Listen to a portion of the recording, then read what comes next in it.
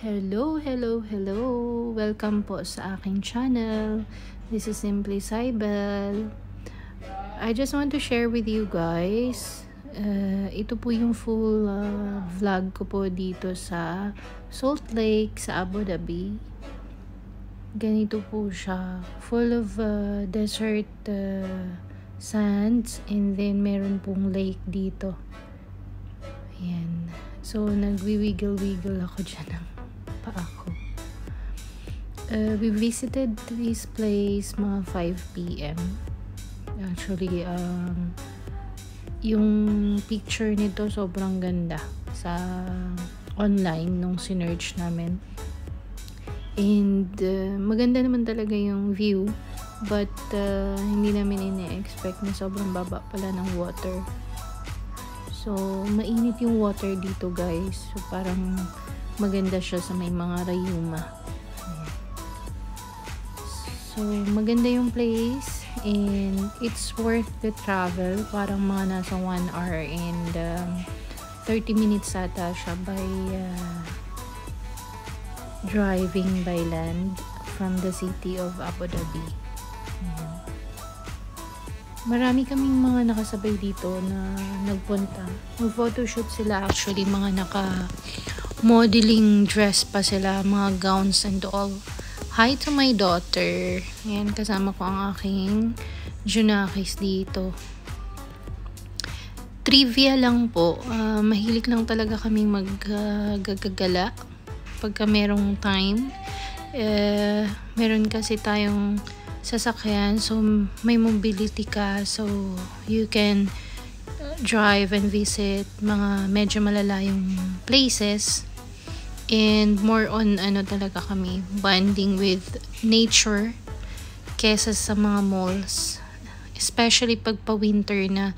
This is the best time na mag-outdoor activity. Ayan, so kayo, anong mga sa mga taga UAE dyan, sa mga taga Dubai, Abu Dhabi, and Sharjah, Fujairah, Ras Al Khaimah, Al Quwain, Al Ain, ano yung mga best places na na-visit nyo na here sa UAE? If you can share also sa comment section, that will be best for us para maging guide namin, especially ngayong magwi-winter na dito sa UAE. Ayan, sa mga kabayan natin dyan na mahilig mag road trip, ayan, comment lang po kayo. So, ito naman siya yung salt talaga, instead of buhangin. So, ang nandito sa water na to is purely salt. Ayan, nakikita nyo naman, color white siya. Convenient din magpaa naman dito, parang may something na hard texture sa talampakan mo, and relaxing din naman siya. So ganyan siya kalawak, purely lahat po talaga ay salt, kaya siguro to tinawag na Salt Lake.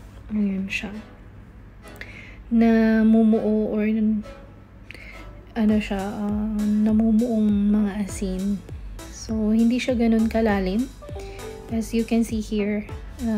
Hanggang paa lang talaga siya, talampakan. May mga portions na medyo malalim na pwede kang mag-wash up ng ganyan, ng paa mo. So, ayan po siya, guys. I hope you enjoyed na makita kung ano yung Salt Lake ng Abu Dhabi. So, ito siya.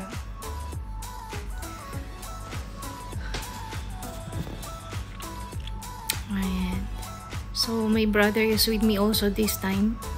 Kasama ko po siya na in-explore namin ang Salt Lake ng Abu Dhabi. This is our first time, and I'm not sure if kailan yung susunod naming visit dito. It's so worth it yung visit. It's so worth it yung drive. Especially dun sa part na mainit yung tubig talaga, which is good for rheumatism. Which is, yung kapatid ko po is may rheuma, so maganda talaga siya for him.